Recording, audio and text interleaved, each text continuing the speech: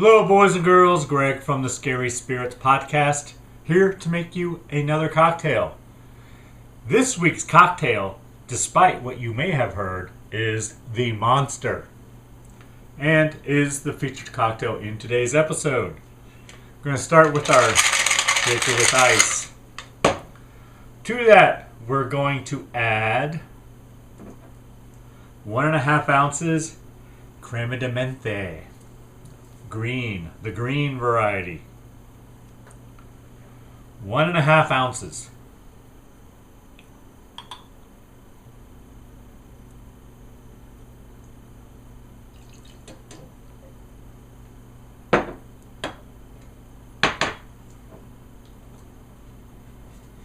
Next, crema de cacao, the clear or brown variety. I'm using the clear. 1.5 ounces.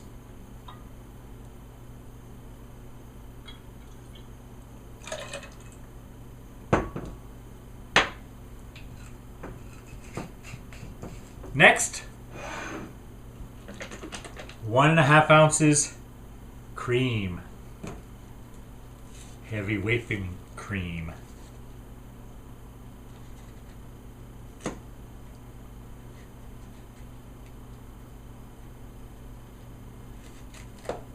One and 1/2 ounces.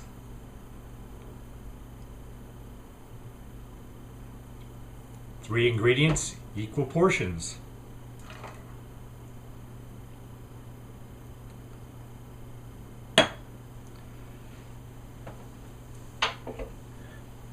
And then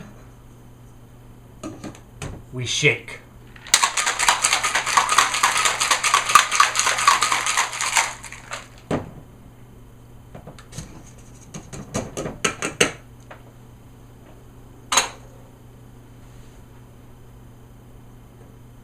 Take our Collins glass. We're going to strain the cocktail in. Wow. That is a lovely shade of green. I feel like I should have ice in my Collins glass.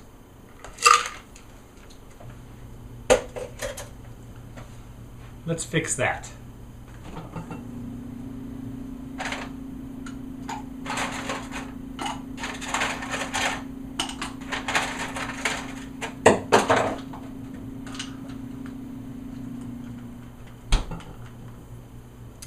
There we go. And finally,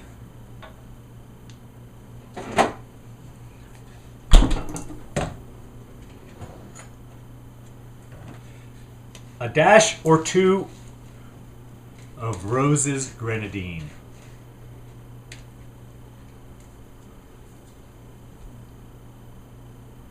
There you go.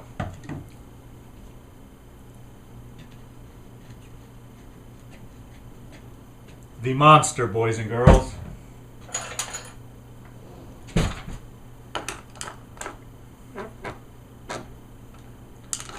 Don't know if you can see the grenadine, but it's a good, nice effect.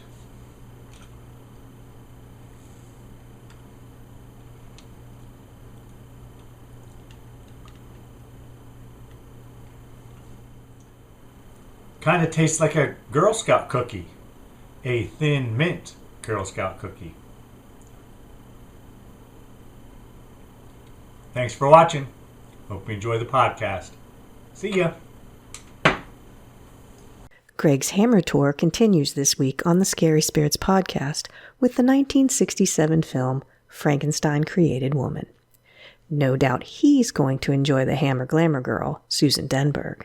But for me, this movie appears to be a step-by-step guide by a couple of men on how to go about revenge killing men who have wronged you. They think putting a man's soul in a beautiful woman's body will give her all the knowledge she needs to attract a man and then make him accessible to kill. It's so simple. But come on, ladies. We already know all of that. We don't need a man's soul to figure it out. Like it's hard. Cheers. Welcome to the Scary Spirits Podcast. Please be advised that the presenters may use adult language and/or discuss adult situations. This podcast is not intended for younger listeners or those that may be easily offended. So, if you're ready, let's go.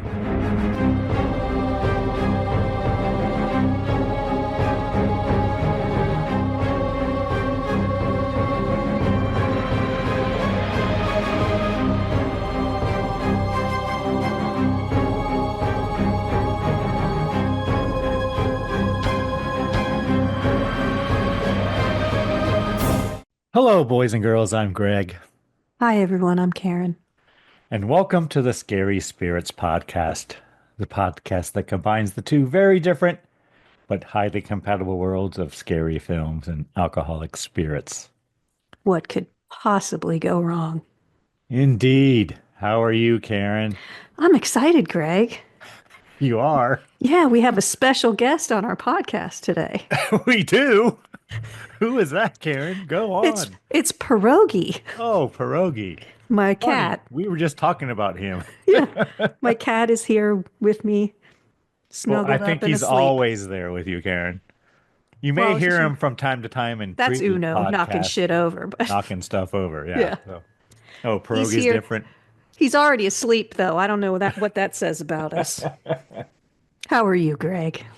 I'm good, Karen. Got a little thirsty work done even in the middle of a storm, so I'm good. Yeah. And earlier in the week when it was beautiful, I got some thirsty work done. So What do they call it? Fake spring or the seasons in Ohio? it was spring to me, Karen. Yeah, and then winter will hit us again.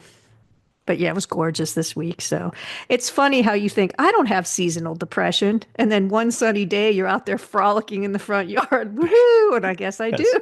Yes, that's what I was doing, frolicking. Were you Right. frolicking as well, Karen? No, but I know you, Greg. So I know you were frolicking. All right. Was this film my choice, Karen, or was it yours?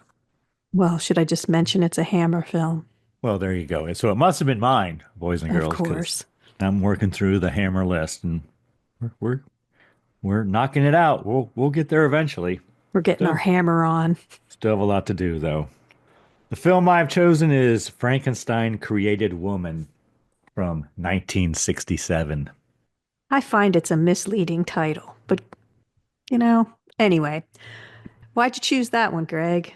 Well, this episode comes out on March 19th, shortly after St. Patrick's Day, I believe, Karen. Even so, we've already done our St. Patrick's Day movie. Last week, boys and girls, Red Clover that Karen chose. So Yeah, I got to represent my Irish check that out if heritage. you like. The main character is called Karen. So if you play the Karen drinking game, be prepared. Yes. So this film was released on March 15th, the Ides of March, Karen, 1967. Ooh, one of my favorites. So, yeah, it's the anniversary of its release, more or less. It should be more stabby. then. How old would it be then, Karen? Would it be 50 what, Karen? 58. 58? That sounds about right. You remember 1967, Karen? Me either. No, but I'm not going to say anything. No, I don't remember it. Well, No. no, probably not. Do you have a drink to go with it?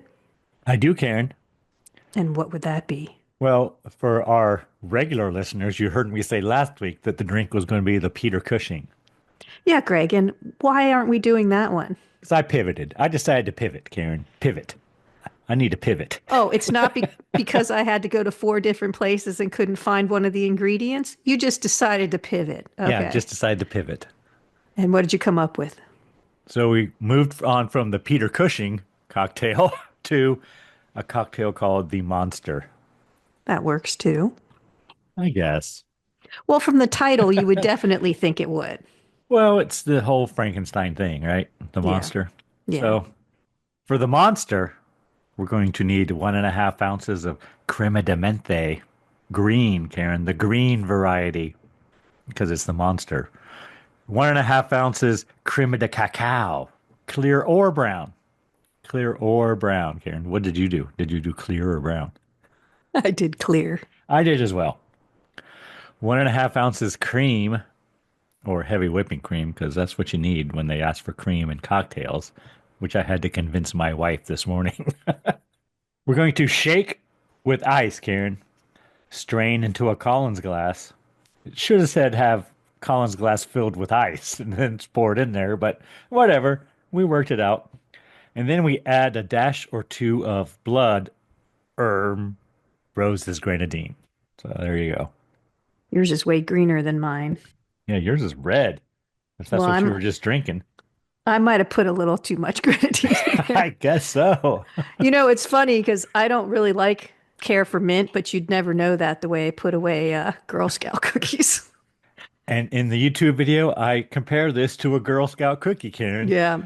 Because it's got the chocolate and the mint. It is a thin mint cocktail. Yeah, but it's okay. And it's not those aren't my favorite Girl Scout cookies even. Those are probably one of my least favorites. I love those. Put them in the freezer. Good stuff. I like the peanut butter ones. And I should say I found this recipe on another podcast, which is kind of similar to ours, Karen. We should be friends. We should. The podcast is called Monster Movie Happy Hour. Well, that sounds very similar to ours. It does. And they've been around since 2019. Apparently they do 2 episodes a month. So 24 episodes a year. We do 56 episodes a year. So we are ahead of them in episodes, but they've been doing it longer. Was it on their website? It is. It's on their website. So they have a list of their recipes too. They do. We're going to try not to rely heavily on that. No. Because that seems like it might be a good resource. Yeah, but this was just like a panic thing. I need to find something quick because I can't find ginger wine, Karen. Actually, I didn't even have a chance to look, but apparently you did. So I'm going to take your word that it's hard to find. The guy at the grocery store looked at me like I had 3 eyeballs. He said, "We got ginger everything, but we don't have ginger wine." I said, "Okay." Well, the guy at the grocery store. Well, that's where they sell the liquor here. Okay. Most often. Those are the biggest liquor stores, are the grocery stores. I saw pictures of it. I know it exists. Mm-hmm. But yeah, me too. I couldn't find it. Yeah, I tried to go to a very large liquor store by where I work, but could not break away from work, Karen. Shockingly. He's just so important, everyone. I wish I weren't, though. All right, should we give our friends and listeners time to make their own The Monster cocktail? Absolutely. Hold on.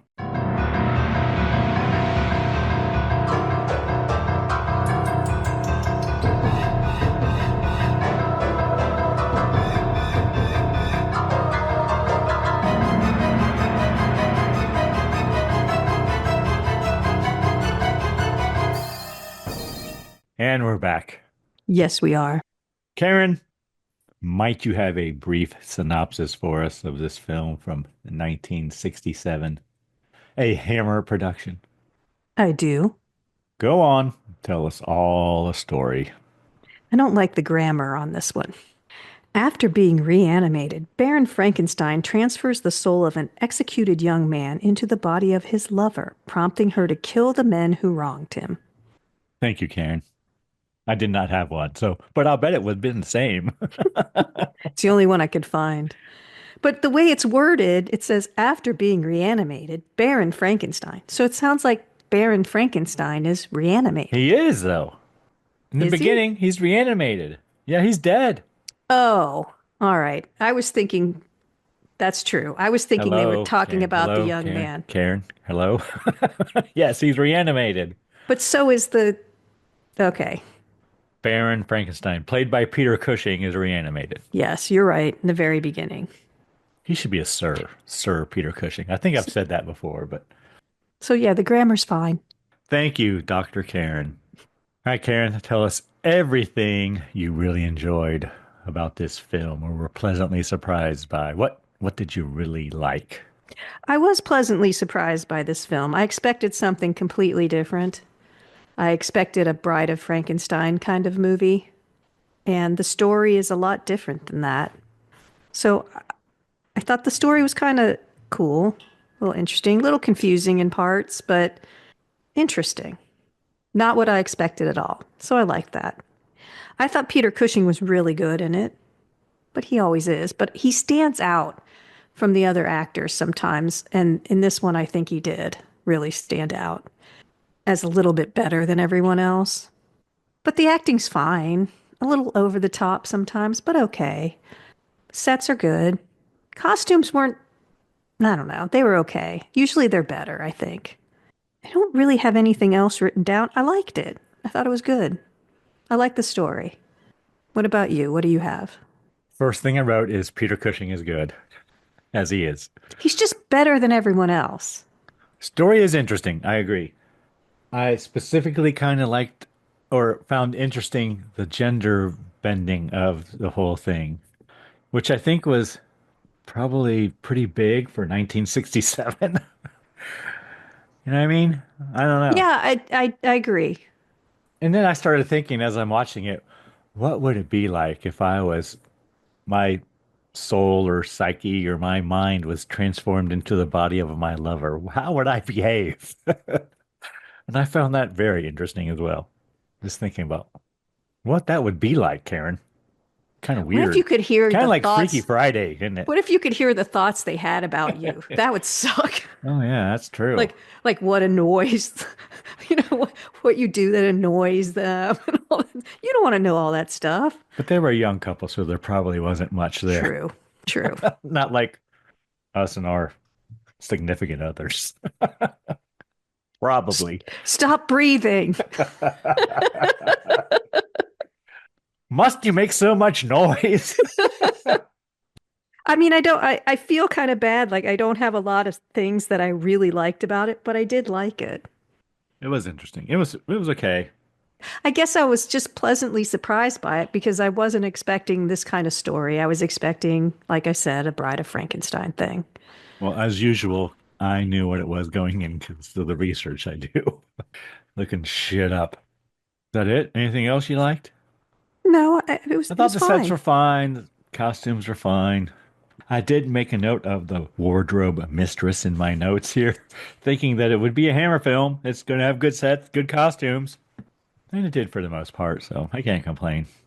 I think it's getting near the end of Hammer's run, though. It was interesting. Anything you did not particularly enjoy or did not like, Karen? What bothered you? Anything? Anything at all? I found it a little slow. The real action happens in the last 30 minutes, and then it happens very quickly. I think they could have drawn that out a little more, cat and moused it a little bit, and a little less of the other stuff. There's a lot of times where I think it's supposed to be night out and it's daytime and stuff like that. That's a little nitpicky, but I kept going, is it night? Is it more? Wait, what? I was annoyed that the ugly girl had brown hair and the beautiful girl had blonde hair. I found that I annoying. thought it was red. It was more like Well, but auburn still, reddish. a brunette is all, unattractive and then, oh, blonde. She's beautiful. I didn't understand a little bit. I mean, I kept thinking, is her soul still in there? What's happening? Was it, until they did that kind of thing where they showed that both of the souls were in there. They did use the girl right away as their maid, which I found annoying too. I think that's all I have. There's a plot piece that I don't remember, and we can talk about when we get to it. Or you can say now, something's wrong with Dr. Frankenstein's hands. Am I not remembering something?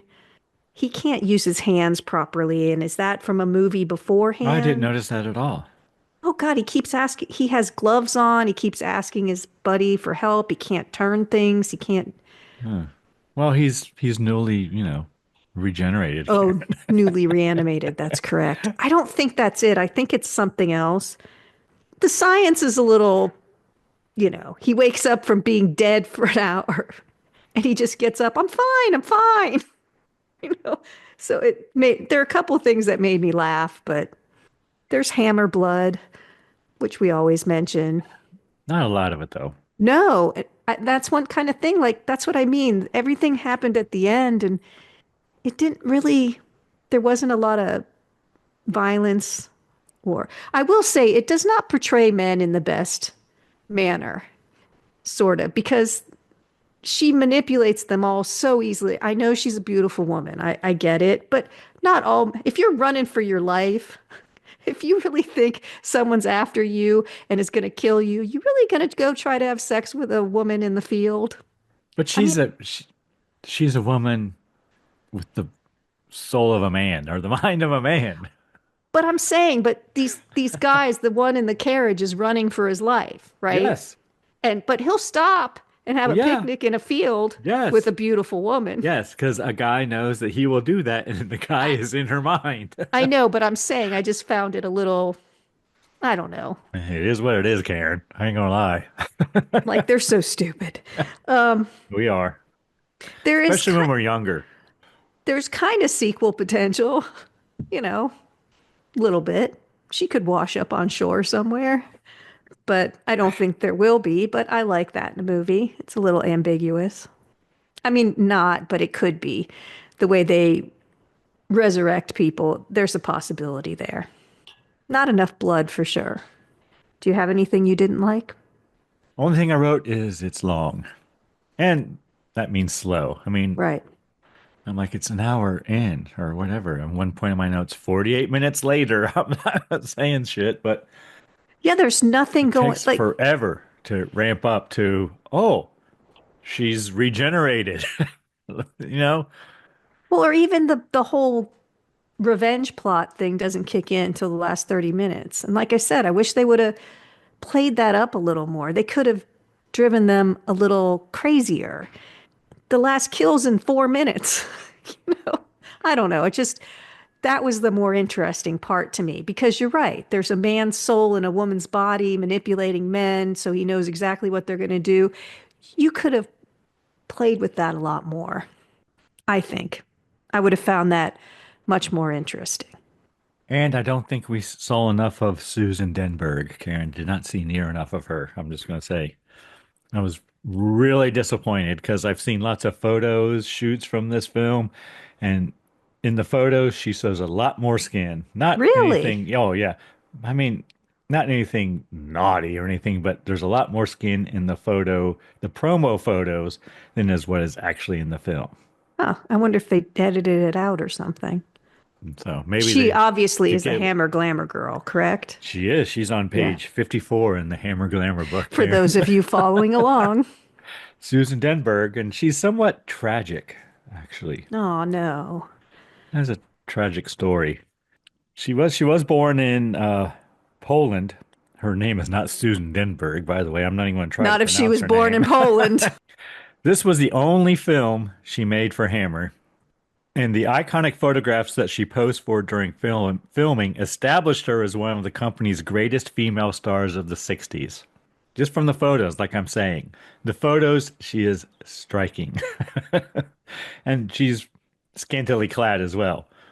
But she was also Miss August 1966 in Playboy magazine. Ah, So that's how they picked her. That's where they found her. she looks like she has a Bridget Bardot kind of look. She does. Yeah. She does. And apparently her voice was dubbed over in this film. That's not her voice in it at all. Wow, I didn't notice that. I did not either.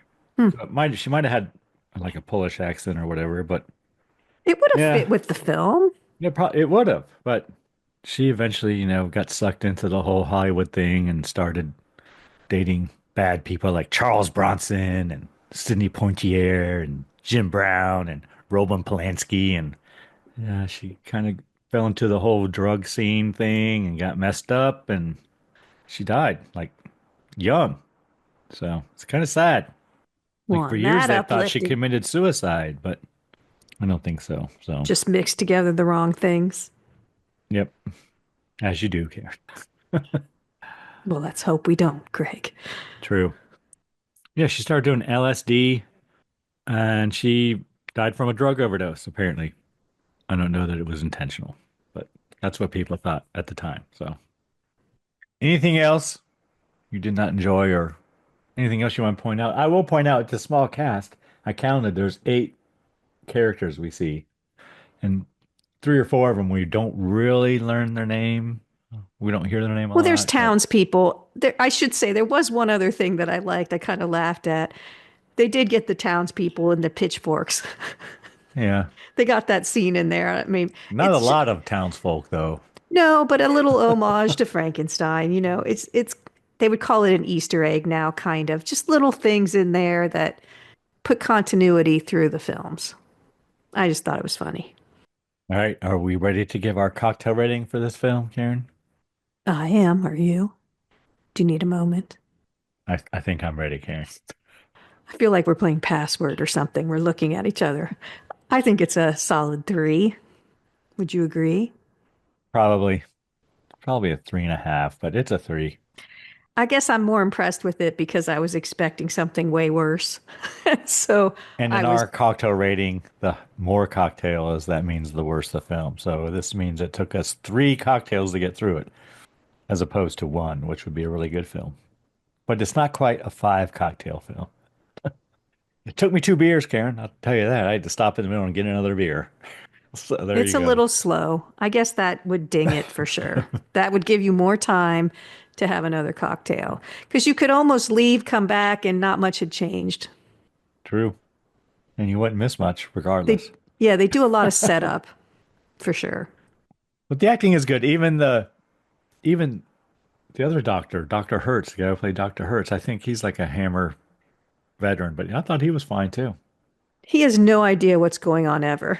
But yeah, He's that's the part he endearing. plays. Yeah, he's endearing. He cares about the people. He's the moral compass, kind of, for everyone. He's like, well, should we really do this? Shouldn't we tell him? And he asks how she's doing, wants to take her out. He's the emotional intelligence guy, and Peter Cushing is the logic, science all the time. And even the dandies, I thought they were fine. The guys who play the dandies. Oh, is that what they were called? The That's what I'm dandies. calling them, the dandies. Oh, Nice clothes. they called them the Russians at one point in the film. That's right, they did. There's probably something there. All right, 3 cocktails. So are we wrong? Do you have a review of the time? I do have a review of the time, Karen.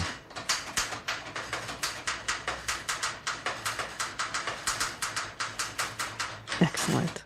But first, I have to tell you, this has a 6.5 out of 10 on IMDb, a 62% approval rating on Rotten Tomatoes. And a 92% on Google users. Is that your final answer, Karen? Yes, it is. Are you cheating? Yes, because where my summary came from, it was on there. You are correct, Karen. 92% of Google's users like this film. Yeah, usually I get that way wrong, but I thought, Every now and then you're within 1 or 2, but I don't true. think you've ever been on the number. I think maybe once I was, Maybe once. but yeah, I saw it, so I'm not gonna lie, I saw Okay. it. Thank you, Karen. I appreciate your honesty. The review I have is from Variety, Karen. And as always, they are dated 12/31/66, the year before the film came out, because they're old. They're in the archives.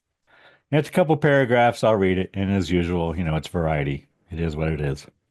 In Frankenstein Created Woman, the good doctor, as usual, played by Peter Cushing, doesn't really create woman. He just makes a few important changes in the design. Considering the result is a beautiful blonde Susan Denberg, most film fans would like to see the doctor get a grant from the Ford Foundation or even the CIA. In this version, Frankenstein dabbles as much in transmigration of souls as actual patchwork surgery, capturing the psyche of an executed young man and instilling it in the body of a drowned young woman. The girl, originally a disfigured, shy maiden, is rejuvenated as a beautiful femme whose touch proves très fatale when the male soul uses the female body to wreak vengeance on the trio of young wastrels responsible for his execution. And I should say that's one of the things I kind of don't like about the movie. It's not your typical Frankenstein patching a person together and creating life from nothing. It's completely different. On a whole, it's more on an intellectual level, transcendental. You just don't like those intellectual ones, do you, Greg? You want to see more of the actress, and you don't like this intellectual crap. Yeah, I think that sums it up, Karen. Thank you. Reviews by Greg. So there you go. Are you ready to get into it scene by scene, Karen? Or should we talk about what you've chosen for next week first? Well, we're still getting used to our new format of telling you what we're going to do next week before we get into it scene by scene. So I'll tell you. All right. I'll tell you, Greg. What do you got for us, Karen? What are we doing next week? It's a movie from 1981 Okay. called Bloody Birthday. Bloody Birthday. Any reason you chose that film, Karen? Any? It comes out my birthday week. Oh, well, there you go, boys and girls. Karen's birthday is coming up. She's leveling up. Leveling up again. Always a good thing, It is always a good thing. Beats the alternative. for sure. Do you have a cocktail to go with it? Maybe a celebratory birthday cocktail that we can It's all not enjoy with you? a birthday cocktail. Oh, It's called the Solar Eclipse. okay. You're going to need 1.5 ounces of Patron, 4 ounces of Italian orange soda. You know what it's, well, Italian orange soda. I think I have some. Isn't that like the True Blood thing? Is Yeah, it I think similar to so. that? Yeah. 0.75 ounces of fresh lemon juice, 0.5 ounces of simple syrup, and then you can have half a slice of blood orange or just a regular orange for garnish. Fill a highball glass with ice and add all liquid ingredients. Garnish with half a slice of orange, and that's it. It doesn't even say to shake it. And usually if you have citrus in it, you shake it. So you're just adding it. We don't stir or anything. We just add it and drink It it, doesn't say whatever. so. I wonder if it makes some sort of layering effect or something. You think it'll start smoking or something? I don't know. Chemical reaction. We'll see if that drink coordinates with our movie. Solar eclipse. Yep. I'm intrigued now. No reason. You just had a hunch that it might. Yeah, just a hunch. Okay. Oh, I get it now because I did read a little preview. Yeah, that's what I read, a preview. Greg does all the research on the movie. I just read a preview. I don't want to know going in. I want to be surprised. Yeah, I think it'll fit fine, Karen. I think it'll be fine. So sometimes I'm not always successful at that. Only once or twice. All right. Are you ready to get into it scene by scene, Karen? Let the fun begin. I will say, Karen, I have 7 pages of notes for this film. I might have gone into a lot more detail than usual. We will see. That's a lot for an hour and a half. Frankenstein Created Woman, 1967. It is unrated as far as I could tell in the United States, but it was later rated TV-14 for television audiences, apparently. Where'd you watch it? I watched this on archive.org, Karen. Where did you watch it? Same. Okay. Is it available on Amazon? It is not. I couldn't find it. Okay. That's why I watched archive.org. And I will put the link in the show notes, boys and girls, so you can watch it for free as well if you have not seen it. No commercials. No commercials. Peter Cushing and Susan Denberg in a Hammer production. Film opens and we see a guillotine. And these are some good shots, actually. There's lots of good shots of guillotines in this film, I should say. And Wait, let's stop and talk about guillotines, shall we? okay. Are we going to talk about La Tale of Two Cities, Karen? Is that going to come up at all? It was the best of times. It was the worst of times. Only Tale of Two Cities near. Okay. Adjacent. A guillotine, in case you don't know, is an apparatus designed for effectively carrying out executions by beheading. It consists of a tall upright frame with a weighted and angled blade suspended at the top. The condemned person is secured with a pillory at the bottom of the frame, holding the position of the neck directly below the blade. The blade is then released, swiftly and forcefully decapitating the victim with a single clean pass. The head falls into a basket or other receptacle below. It is very efficient, I would say, Karen.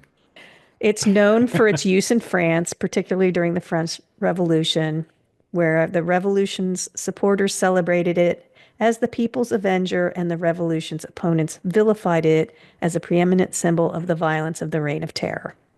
The design of the guillotine was intended to make capital punishment more reliable and less painful in accordance with the new Enlightenment ideas of human rights. It was not invented by Mr. Guillotine.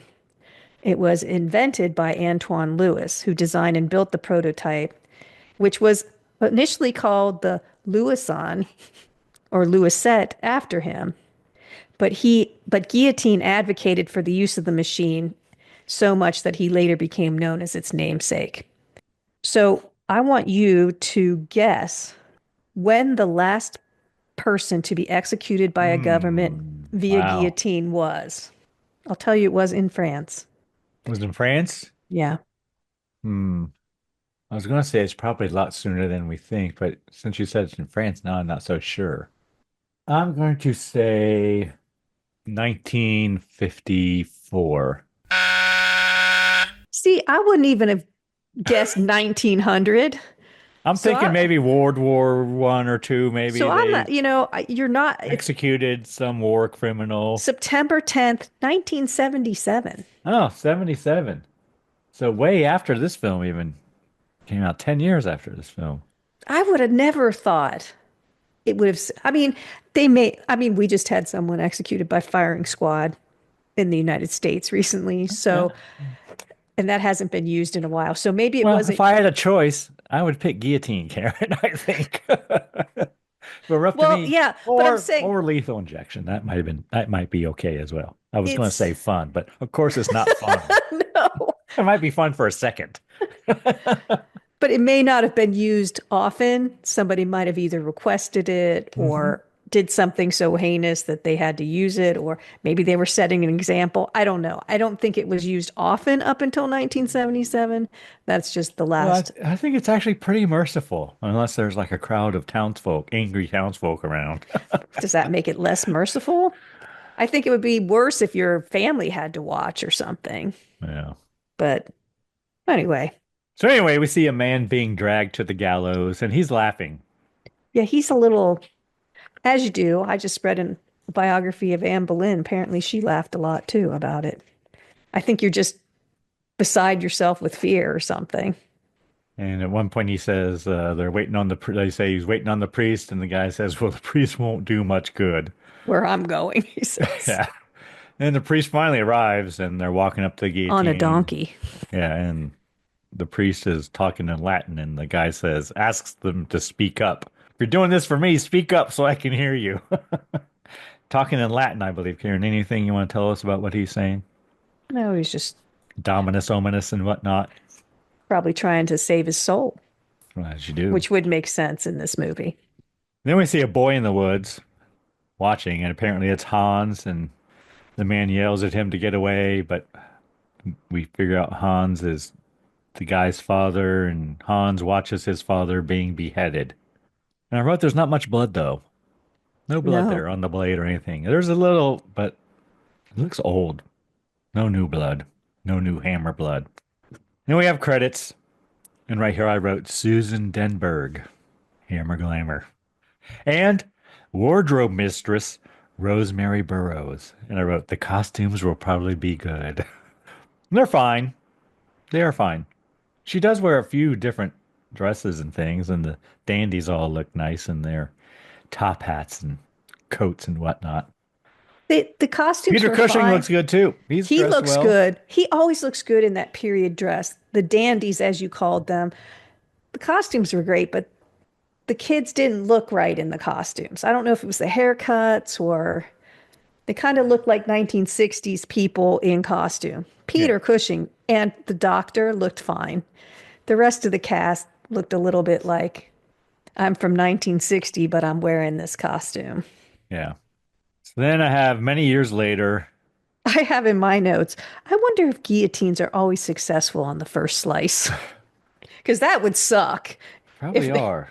I think they Unless are. there's a I think that's why they went to them over major error. axes. Because axes definitely were not. And we see Hans at the gallows again, and I wrote he is wearing the same clothes, but he's much older now, and so they're much larger. He's got the same scarf around his neck. He's wearing the exact same That's so clothes. who knew who he was, I think. I guess. Hans arrives at his work, and apparently he assists a doctor, Dr. Hertz, we learn. Who assists Dr. Frankenstein. Yeah, well, Frankenstein's dead, but they pull a Well, body out of cryogenic freeze, question mark, I wrote, Karen. yeah. And you see open the casket, and we see the body of a man covering his face. I said he's frozen, but not so much so that they break his arms when they move I them did away that. from his face. There was some attention to detail, like when they pulled out the coffin, the guy had gloves on and the doctor went to touch it and he said, "Don't touch it, you'll burn your fingers off." Yes. True, So I'm like, "Oh, okay." But then they open it. He's supposed to have been in there for an hour frozen, but his arms just moved just fine. They bend just Yeah, fine. I wrote he has good color as well. Okay. Yeah. I was like, wouldn't you There's a have little gotten, frost in his hair and things like but that, wouldn't but he has good color. His his face and thing, everything. he did have gloves on his hands, but I'm thinking the tip of his nose would have probably been frostbitten, but whatever. Probably. It's fine. And I wrote it's Peter Cushing. Doctor orders more heat in the room. They got to heat him up apparently. And I wrote there's a nice shot above in between like this wire grid where I got the feeling it was almost like a Dodgems where like the electricity goes Goes through across the the whole wire thing. Yeah. grid. Yeah. And they attach jumper cables to Peter Cushing, I wrote. And they tried to jump start him, Karen. Literally. Again.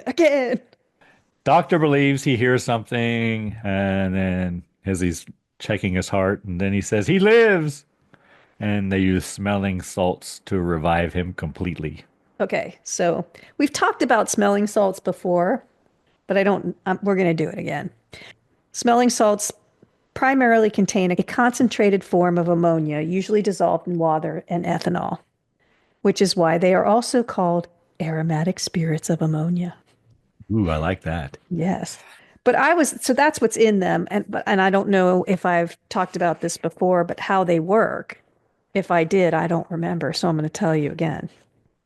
They wake you up by irritating the nasal and lung membranes, triggering a reflex that causes deep breathing and a rush of oxygen to the brain, which can help restore consciousness and increase alertness. I think maybe I have said that before. It sounds familiar, doesn't it? Vaguely. I should just be walking around with it, sniffing. I could increase alertness. That would be amazeballs if I could do that. So this reminds me, I have a minion who, as a teenager, fell out of a pickup truck, went into a coma, and when he was revived, he did not have the sense of smell anymore.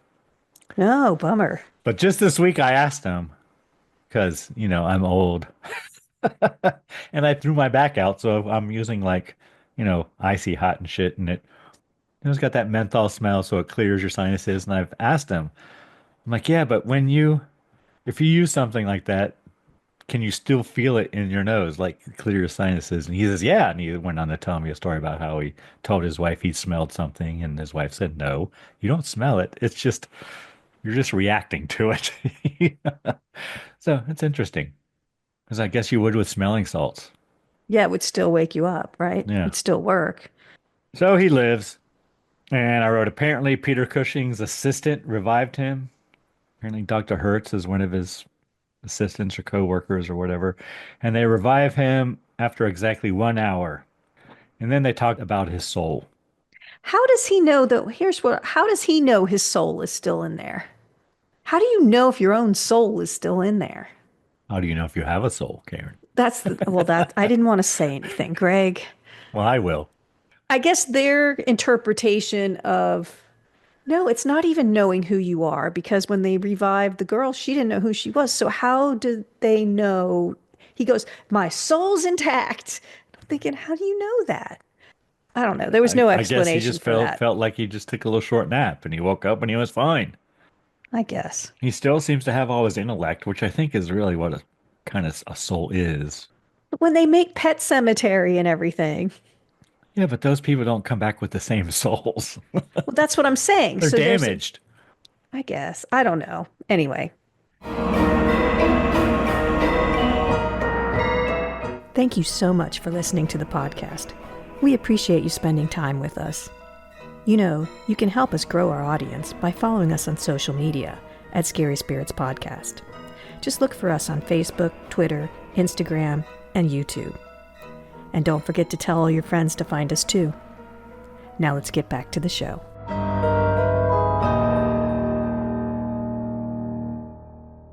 Then Peter Cushing wants a bottle of champagne to celebrate Karen.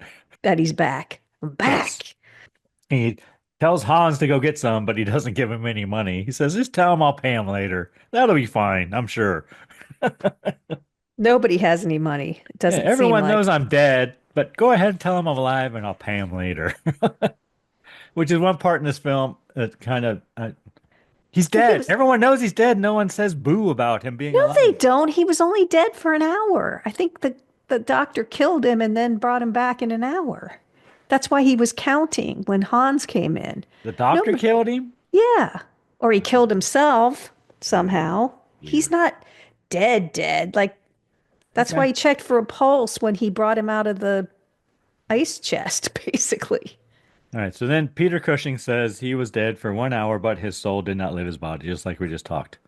Hans is getting champagne. You have to run past the guillotine to get to town. Yeah, you do.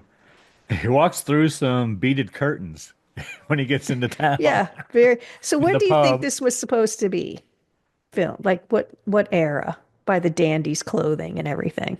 No, late 1700s? I think it'd be later than that. You're probably right. Yeah, probably. Yeah, you're right. Mid 1800s. Yeah, maybe. mid 18. I'm only a century off, Karen. But still, like beaded curtains. Yeah, I know.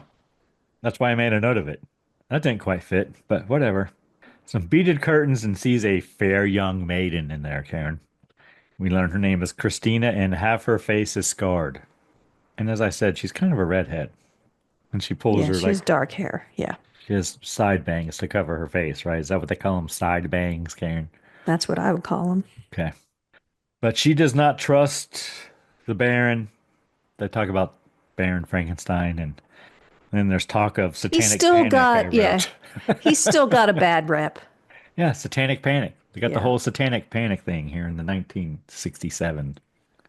Witchcraft is brought up, which normally wasn't in the other films. They talked about witchcraft a couple of times. But Hans defends the Baron. And then the father of Christina, the publican, Karen, I'm going to keep using that word, the publican. Even though they call him the landlord. Yeah. And she says, oh my God, don't be back here. My dad, girls and their dads. Dad doesn't want any boy back with his daughter. Hans asks for a bottle of champagne. The publican refuses to give it to him unless he pays. Hans gives him his coat in exchange for the bottle of champagne. And it's really Dr. Hurt's coat, I guess. And he says he doesn't want Hans around his daughter. Stay away from my daughter.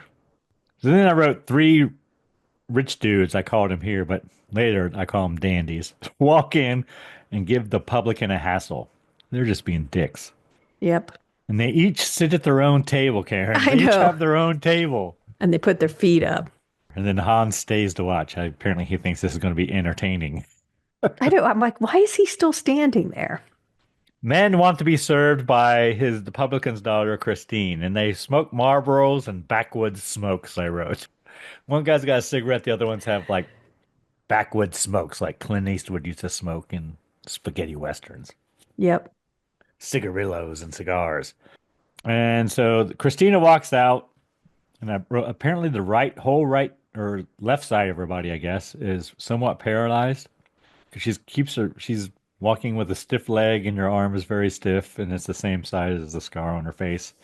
Christina serves the guys wine, and I wrote red wine, but I thought they agreed to have white. No, they asked the publican what he recommended. Didn't he recommend white? Yeah, so they said, we'll take red. Oh, okay. They're just being jerks. Yeah. And they insist on the daughter serving them. He says she went home, but they want to make fun of they're basically bullies. They're going to make fun of the girl. And they threatened him a couple times with his liquor license. Apparently they say they have some kind of power. I don't know. They can. Their dads. They keep saying something about their dads. So. All right. So whatever. Christina clumsily pours their wine, and eventually she spills wine on one of them, Anton, the head dick, and he shoves her away. There's a hierarchy. He is. Yeah. He's the head dick. And then Hans gets involved and he wants him to apologize. And the dandies all call Hans the son of a murderer. They fight. Hans gives him a good whipping for a while, but eventually they get him back because it's 3 against 1. He holds his own, though. He does. Then Hans grabs some powder and throws it in their eyes. I wrote, is it salt? I think it was salt. I couldn't tell. And then Hans grabs a knife. He slashes Anton in the face, on the forehead. Just then the police enter and subdue them. I guess the publican went to go get the police, but the publican refuses to press charges against the guys. But Anton, the head dick, wants to press charges. And the police convince him not to because it probably won't go well for him, Yeah, it was pretty judging funny. from what happened. He said, yeah, 3 against 1, and it looks like you lost. You really want to go? And, the guy's like, okay. So then Publican and Christina make the men feel bad about what they did. They seem a little remorseful here for a minute. Doesn't last. No. And then Peter Cushing, he's waiting long enough. He comes in for his bottle of champagne. And he and Dr. Hertz look at the slash on Anton's face. And Ben Frankenstein says Dr. Hertz will patch him up for 5 shillings or crowns, 5 crowns. And then they dine using those 5 crowns, I believe. Yes. So it seems like no one has any money. No one has any money. Then we see Christina looking at herself in the mirror. And Hans comes and knocks on her window. Somehow he's gotten out of police custody because the police took him away just a minute ago. And she lets him in. And they talk about what happened to his father. He says his dad was a storyteller. He talks about the good things about his dad, but he also kind of lets in, like, he has a bad temper, Hans does, like my father. And she's like, you're nothing like your father, but he says he is. But then he talks about what a great guy his father was. And we learn that Christina was sheltered as a child. Yeah, and her father wasn't that affectionate. He tried to take care of her, but he Yeah. wasn't very affectionate with her. And she just wants to be ordinary, not beautiful, just ordinary. But Hans seems to really like her. He loves her, I would say. Yeah. And Christina turns down the light, Karen, and they kissy face. Yes, they do. Cut to the doctors finishing their dinner, Dr. Frankenstein and Dr. Hertz. And Peter Cushing wants to get to work. They leave. And then we learn that the dandies have no money, Karen, because they can't pay. Well, but they just paid Dr. Hertz, so I don't know if they're just saying they don't have any money or they're just not going to pay for their drinks. Like they're being... Well, the publican says they haven't paid in a couple weeks. I know, but they could just come in because they have power somehow. So they just go in and do what they want. I think they don't pay because they're being jerks. So they leave. Then we see Christina and Hans in bed. Yeah, that was kind of a shock. And I wrote here, we don't see quite a breast. No. Almost a breast, but not quite a breast. And then the 3 dandies, I guess, they're calling to Christina. They know from where her down window below is. up Yeah. to her window, and they tease her for being a virgin, question mark. Well, they tease her calling her ugly, basically saying no one would want to be with her. She's ugly. And I wrote they come up with some pretty good lyrics on the fly if they're doing that. I thought it seemed like Of course something they're they not. do often. Yeah. And I wrote Hans is angry. I was waiting for Hans to go out there in the window and I know. give him what for, shake his fist. But no, he did not. So then we see Dr. Frankenstein. I wrote, it looks like he's making a battery to me, Karen, with some metal plates and water or acid or some shit, like a battery. I don't know. And Dr. Frankenstein and Dr. Hertz are conducting an experiment. We see the publican leave the bar. 3 dandies watch as he leaves, and they go back to the bar and begin having drinks.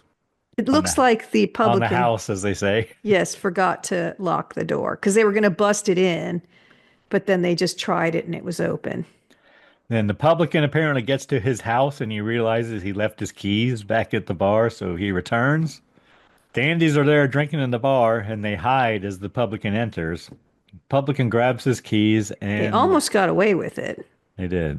And the coat of Hans, and then a bottle rolls across the floor as he's leaving, and then the dandies beat the publican. He gone. The dandies run out. Then we see Dr. Frankenstein And an early kind of satellite dish, I wrote, Karen. Yeah. Well, it looked like photo lights to me. Very early. And it comes up later. But I'm just going to talk about it now. Do you know the satellite? When do you think the satellite dish was first used for Six. public? Oh, for public? Those That's great big ones. all I could Remember find. those? That's all I could find. I never did see Remember where. they were these huge Oh, dishes in yeah. your yard. 72. 1978, Karen. Uh, Satellite TV began in 1979, but of course you have the dish, have to have the dishes before the TV. But right. so Frankenstein has a satellite dish and he shoots a glass of wine. He's got satellite dishes pointed at a glass of wine. He shoots it with a gun, and somehow the satellite, whatever coming out of the satellite dishes, shields the glass of wine and it becomes indestructible. Yeah, I didn't really understand this whole I didn't either. And Dr. thing. Frankenstein says they've conquered death Yeah. because I of was that. like, Because I if didn't nothing get that. can penetrate, nothing can get out either. It's like a, I don't know what that means, but whatever. I But he's think lining it has them to do with a up, soul, is what he's alluding and to. it I don't has to know. do. Didn't he use a tuning fork? Did you see the tuning Yeah, fork? that comes later. Oh, I thought that's how he lined up the dishes. And then the publican's body is discovered in the pub. Just a quick shot of that. Then we see Dr. Frankenstein telling Dr. Hertz about what happens after death. Death is a physical thing, not spiritual. The soul remains alive, Karen. I have here in my, not sure I follow that logic, but okay. I'm not putting these pieces together. But he says he wants to repair a body and put the soul back into it. So I thought, okay, that's very Frankenstein-like. So then we see Christina leaving on a stagecoach right by the gallows. Apparently, that's where everyone goes to get on the stagecoach, right by the gallows. Yep. And Hans runs back to town. Townsfolk are all there looking in the windows of the pub. Hans asks what happened. They all look at him, and the police come out of the pub and drag Hans in. And they say Hans' coat is evidence that he was there the previous evening. But it's not even his coat. It's not, it's Dr. Hertz, but whatever. But he says it's his when they ask him. Police ask him where he was the previous night. He refuses to tell them. And Yeah, they he tell him protects Christina. he's going to be charged with murder. Was he protecting her? Yeah, Okay. that's why he wouldn't say where he was. All right. They're not married or anything. No. So Then they have a trial. And of course, the lawyer brings up his father, how his father was convicted for murder, blah, blah, blah. And yeah, it's kind judge, of a farce, but judge tells the lawyer that his father's fate cannot be brought against him as evidence. But the lawyer continues talking about it. the judge was kind of another source of reason. He kept trying to help him, like, tell us where you were. And you can't, like, he stops the lawyer. You can't say that. That doesn't have any pertinence, blah, blah, blah. So he was trying, but And they bring Dr. Hertz up, and he admits giving Hans the coat.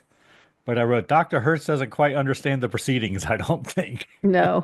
He doesn't realize he just, like, did something bad. And then Dr. Frankenstein is questioned, and I wrote, he's very clever. Dr. Frankenstein defends Hans. Then the lawyer questions the dandies, and I wrote, he's leading the witnesses. They accuse Hans of being a murderer, and I wrote, again, Hans refused to tell them where he was. The judge asked him, once again, tell us where you were. Do you have an alibi? And he refuses. Hans is found guilty, and he will be beheaded at dawn, Karen. I know. It's like, wow, that's quick justice. Quick justice. No appeals or anything like that. Beheaded at dawn.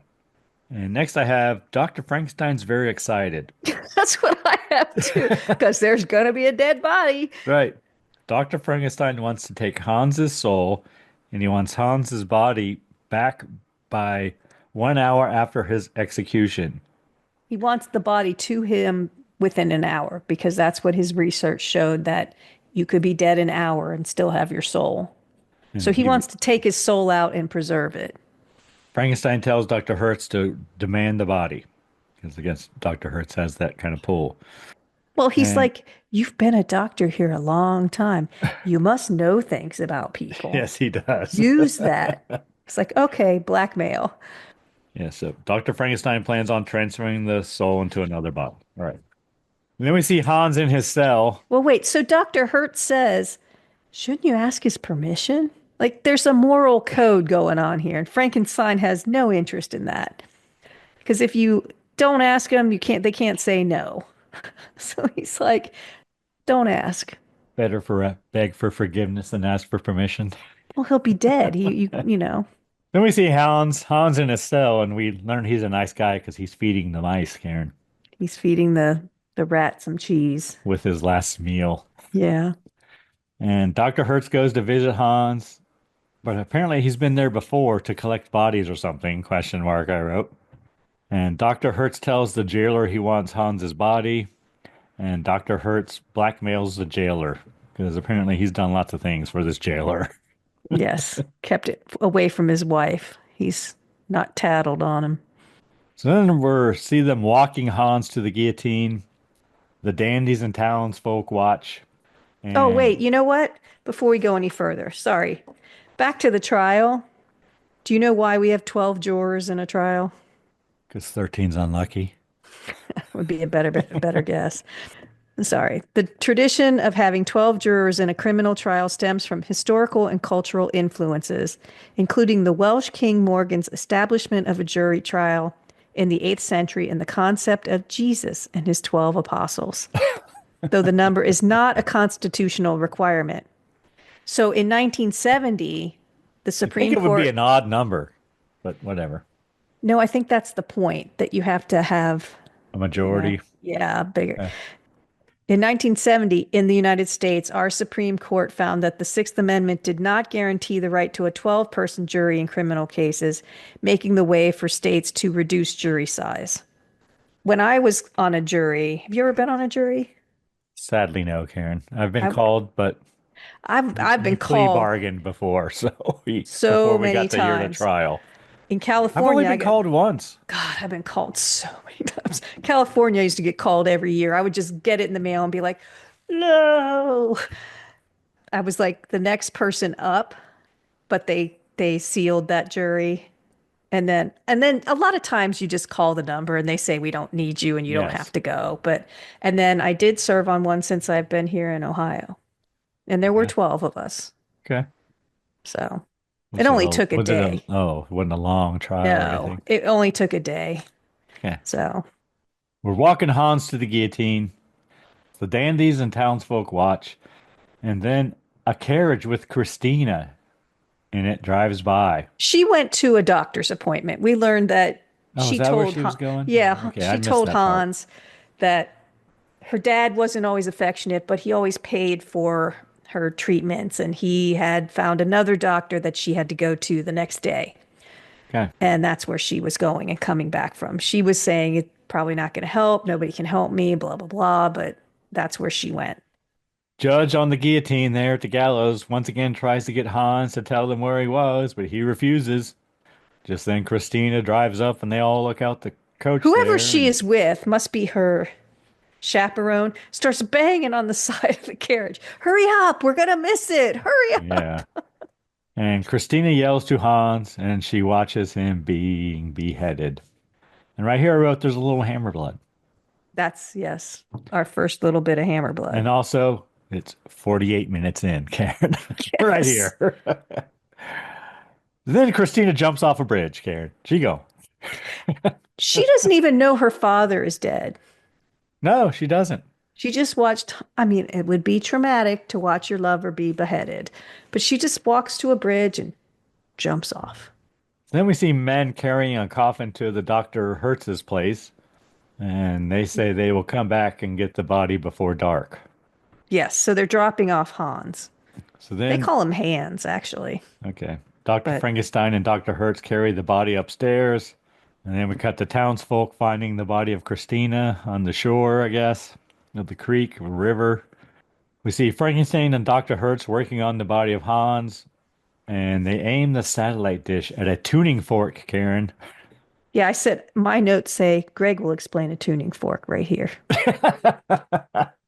And I was hoping you would explain it, but the tuning fork explodes, Karen. When he gets it just right. Does. So it has to be the proper frequency for the tuning fork to explode, right? So The tuning glass. forks are play a tone, which is a frequency, you know. That's what tones are, boys and girls. They're frequencies, sound waves. Like you can break glass with your voice and whatnot. You have to hit the right frequency, sound wave, So break the he hit a glass. high C. I don't know. Tuning fork explodes. Dr. Frankenstein hooks up his battery cables, I wrote. Absolutely, that's what they were. He does. And then he throws a switch and satellite dishes glow red, pointing at the headless body of Hans. It's pretty funny. And I wrote, his shirt is open. Like, you see one side of him, we see one shot, looks like his shirt is buttoned. And then the next shot from the other side of him, his shirt is open. And I wrote, he's got like a crucifixion wound. You know how, they say that the soldier stabbed Oh, I Jesus didn't in the notice that. side? He Yeah. had a cut in his side. And I'm like, is that like a crucifixion thing? Hmm. I thought you would catch that, Karen. Then we see townsfolk carrying Well, Christina's wait, and body. then I was like, well, how are we going to know if his soul comes out? Oh, wait, the lights are changing color. So I guess that means he's got it now. But it's in two lights, like two. They didn't really make it obvious how he had captured the soul, but we find out later he did. But yes, now they're bringing Christina. Townsfolk bring the body of Christina to Dr. Hertz. And I wrote, as they would, I suppose, because he's the doctor in town. She drowned. What can you do for her? And he's funny. He's like, what do you mean? I can't do anything for her. Yeah, they tell the doctor Christina drowned herself and ask if there is anything he can do. And Dr. Hertz initially says there's nothing he can do, but then Dr. Frankenstein butts in and says, bring her in. We will do what we can. Yes. So Dr. Frankenstein says she's twisted and deformed and broken, doesn't he? Right Yeah, here. that's what he calls her. Yeah. Dr. Hurst does not want any part of this, but Dr. Frankenstein tells him in 6 months she will be better than new. They're going to fix her up. They can make her better, faster, stronger than she was before. Yes, exactly. And apparently, 6 months later is what we have next, Karen. Dr. Hertz cuts the bandages from Christina, and I wrote, she's gone from a redhead to a blonde, I'm like, question mark. she's blonde. That's amazing. So, oh, because this is where so he can't use his hands. Again, this is another reference. Frankenstein says to Hertz, you'll do the surgery. I'll just tell you what to do because he can't use his hands. And then when the bandages come off, oh, she's blonde. Yeah, they I'm like, remove the that's amazing. bandages. And I And wrote, when they uncover her face, I go, that has to be a Hammer Glamour girl because she's gorgeous. and we see her view in its blurry vision. The two doctors standing over her, and the scars on her face are gone, Karen. Baron wants to see if she can walk. And I wrote, they keep referring to her with feminine pronouns, which I found interesting. Because apparently she's got the soul of a man, but Oh, whatever. yeah, it was already done. We didn't see any of that. There's this big No. buildup, and we don't see him put this. I was like, what? Wait, what happened? And Christina asked them who she is. Then we see the Baron having Christina walk. Christina wants to see her face. She asks who she is again. Baron tells her name is Christina and she is a very healthy young girl. It's all she needs to know. That's right. Frankenstein leaves and Dr. Hertz gives Christina a mirror so she can see herself. And I wrote, she doesn't seem pleased. She still wants to know who she is. And he says she's a very, very young girl. Yeah, Dr. Hertz is trying to be fatherly. Yeah. He never comes across as creepy or anything. It's just fatherly. Yeah. He wants to take her outside. Take care of her. Yeah.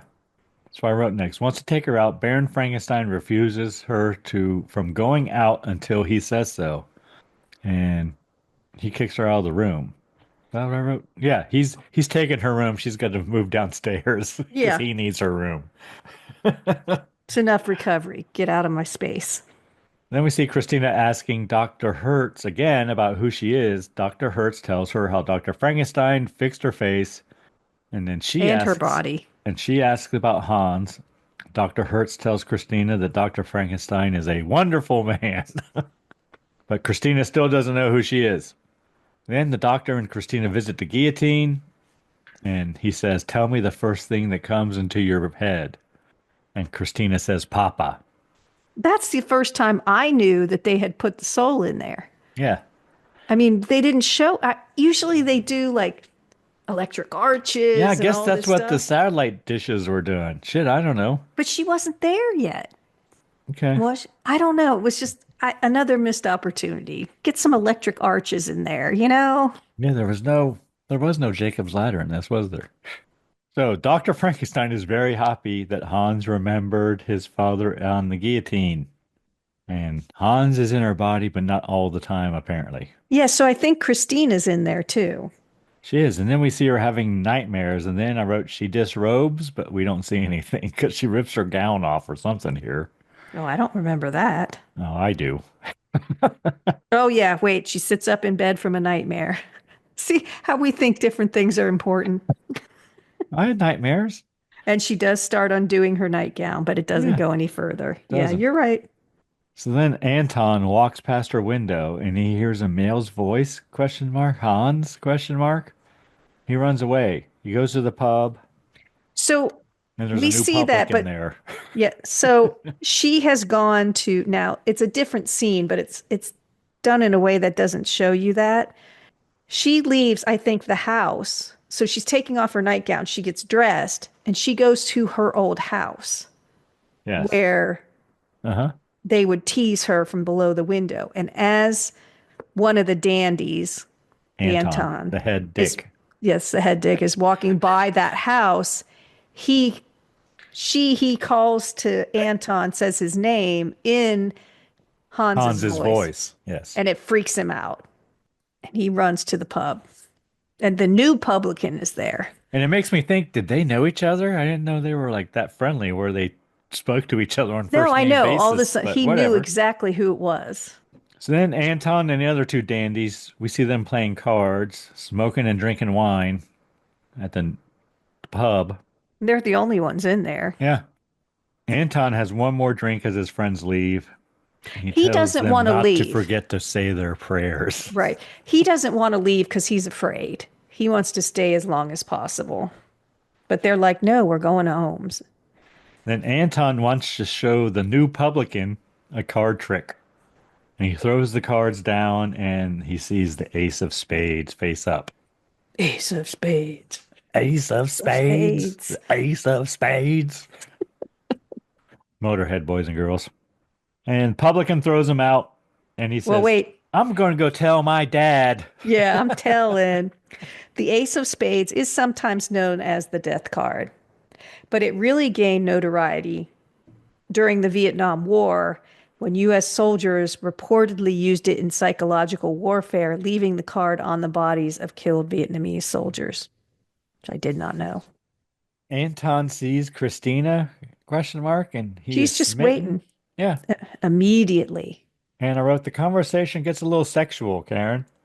And Christina says there's an empty house around the corner. Yeah, he She says walks. he doesn't want to go there because that's where he heard Anton. But you And know, as she's walking away, I said, you can see the tags on her blouse. Did they have tags back in 1750s probably not. or whatever it was? This should happen in. So She's wearing like a see-through blouse and you can see the tag as she's walking away. yeah, Hans is in her body and using the femininity to attract the Anton. And he said, "Oh, there's an empty house." And he says, "No," because, he was afraid. But then she walks away, swishing her hips, and he's all in. Then they enter Christina's old room. He's very drunk too. Anton tells Christina she was ugly and hideous. He says, "I used to know the girl who lived here." Yes, and she was ugly and hideous. Then Christina excuses herself to change. And Anton believes she is a mirage, question mark. He calls her a mirage. Because he's very drunk. "I'm not sure you're real." And he asks her to help him take his boots off. And then Anton hears Hans's voice. He says, kill, kill, kill. Next I have guillotine and hammer blood. Yeah. So did she take him out there? I don't know. I guess. What I have written down, guillotine and hammer blood. Cut to Christina bringing Dr. Hertz breakfast. Dr. Hertz says he loves her, and Dr. Frankenstein wants his breakfast on a tray. But he loves her as a father would love her. He doesn't say it like he wants No, no, anything no, from her. no, no, not creepy. But Dr. Frankenstein has no interest in her whatsoever. She's purely an experiment to him. Then we see the other two dandies, the dandies that are left at the bar, and they begin to hypothesize about who killed Anton. And they begin to get worried that it was retribution. And one of them leaves. One stays in the pub and has another glass of wine. Christina enters. She asks for help. She missed her coach, and there is not another one until morning. And the dandy offers to stay with her until it comes. Yes. What a nice guy. So the landlord gone to bed, apparently, Republican. Dandy Just pours. leaves that guy in his bar. I Yeah. would, Dandy pours her a glass of wine sloppily, I wrote, and they kiss. And Christina says she needs to wash her dress or the wine will stain, I guess because he spilled wine on her. he did. Tells the dandy to have another drink. She leaves through the beaded curtain. And while she's back there, she grabs a butcher knife. Because you know he's going to follow because she's going to wash her dress. Yeah. So she's going to be taking off her clothes in the kitchen. Yes. And the dandy, who we learn is Carl, with a K, hears the voice of Hans.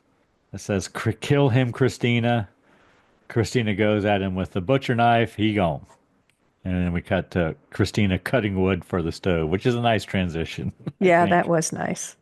And see the body of Carl and the name Hans is written in blood next to him. Mm-hmm. Other dandy enters and says Hans has come back. He runs away. He's come back from the grave. Someone has brought him back. Well, and who do you think that the townspeople, who would bring someone back from the dead? And they all grab their pitchforks. Knocking on Frankenstein's door, Karen. Yes. They throw a rock through his window. They'll burn down the house if he does not talk to them.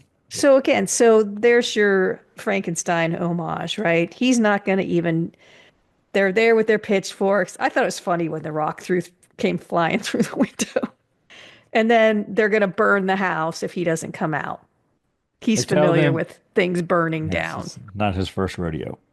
They tell them of the dandy who wrote the name of the killer in blood, Hans. They accuse Frankenstein of doing witchcraft and sorcery, and they threaten to burn him as a witch.